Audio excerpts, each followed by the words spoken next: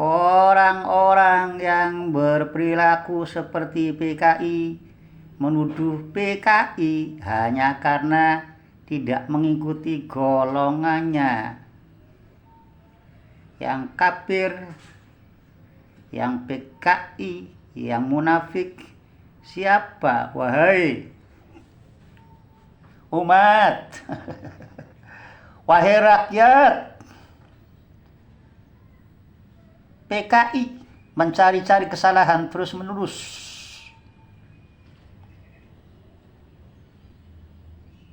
Tapi tak malu menuduh orang PKI. Nyusup dikedok-kedok. Seolah seperti pahlawan.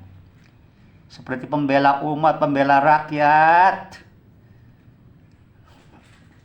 Tujuannya nggak jelas, gaya-gaya fitnah,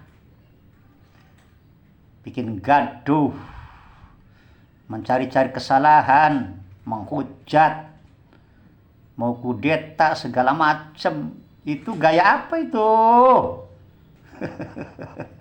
Jadi sadarlah wahai umat, wahai rakyat, sesungguhnya yang meniru, mengamalkan gaya-gaya PKI itu golongan mana? Biasanya itu orang itu kalau suka teriak kafir, lupa kafir dirinya. Yang sesungguhnya ya kafir itu di dirinya lah. Yang bodoh, orang membodohi orang bodoh dengan cara bodoh, itulah kebodohan.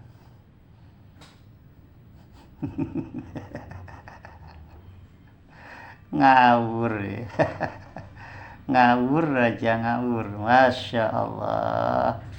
Gaya-gaya sok suci, gaya-gaya paling mulia, gaya-gaya paling bener. Ya, sampai lupa kotoran, kebusukan, dan segala ya kebacinan, kebagongan dirinya. Nauzubillah min dzalik. Ini golongan macam inilah yang sesungguhnya itu mendatangkan bencana di mana-mana itu loh. Yang mendatangkan bencana itu orang-orang kopla yang selalu mencari kesalahan-kesalahan. Seolah yang dipandang dari golongan lain itu nggak ada benernya. Seolah dari apa yang disampaikan oleh diri dan golongan itu kok maha benar seperti menyamai Tuhan. Ini kan lucu. Mana ada ajaran Islam, mana ada ajaran Nabi yang mencaci maki, menghina, merendahkan, memfitnah. Gitu loh. Membuat narasi framing, statement yang buruk kepada golongan lain. Mana? Tukang fitnah, tukang hujat, tukang merendahkan, tukang menghina, gitu loh. Ya. Biasanya orang seperti itu suka meninggikan dirinya dan terjangkit penyakit kesombongan. Itu watak apa, sifat apa coba? Sombong itu kan watak iblis. Pendengki, sombong gitu kan, suka merendahkan itu kan watak iblis. Sadar enggak? Jadi sebetulnya itu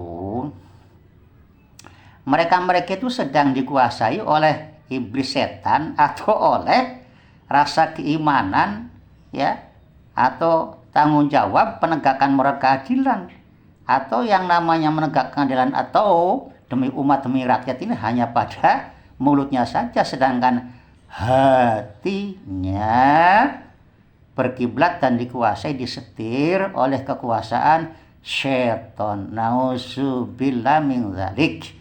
Jadi umat dan rakyat jangan mudah ya untuk ikut-ikutan meskipun itu bergelar montereng apapun, kalau perilakunya itu tidak beradab alias suka nyinyir, suka caci maki, suka menghujat, dan suka hanya mencari kesalahan-kesalahan pemerintah, apalagi juga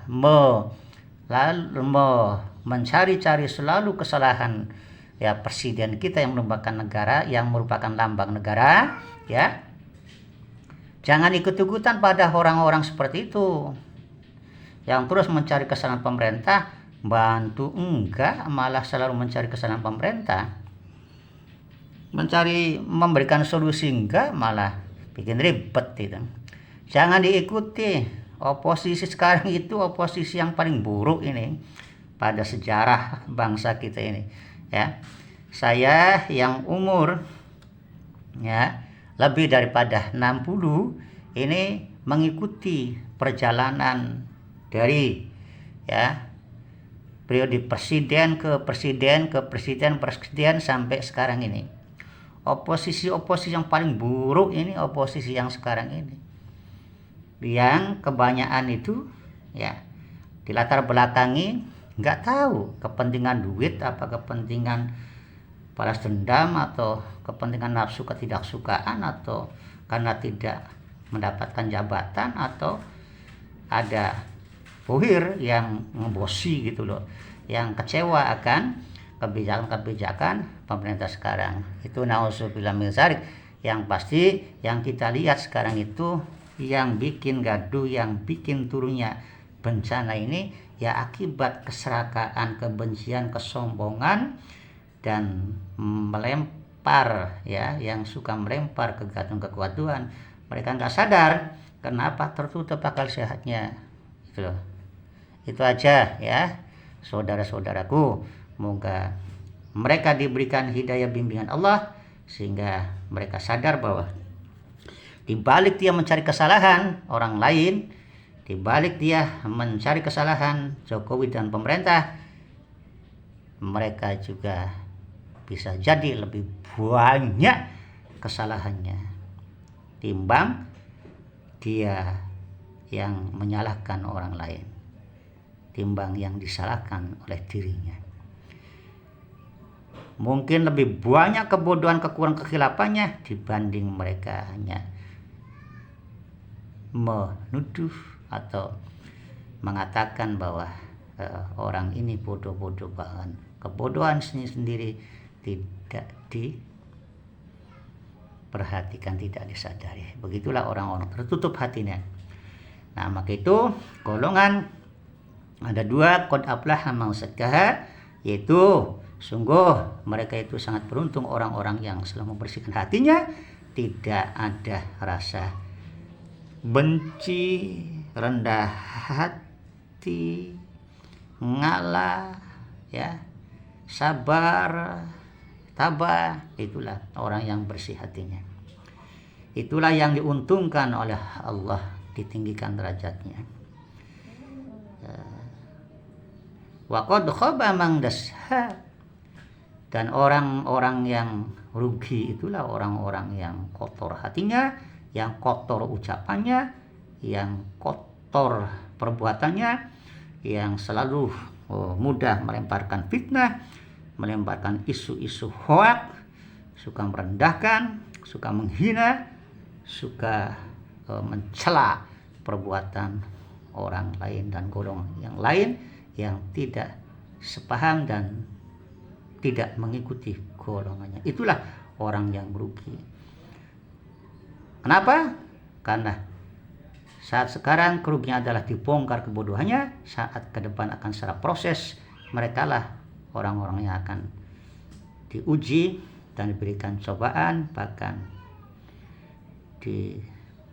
dihancurkan ya kehidupannya oleh akibat daripada sikap dirinya sendiri, kecuali mereka bertobat dan menyadari kesalahannya. Maka Allah moga-moga mengampuni mereka dan berlimpah berkah Allah. Billahi taufik wal hidayah. Assalamualaikum warahmatullahi wabarakatuh.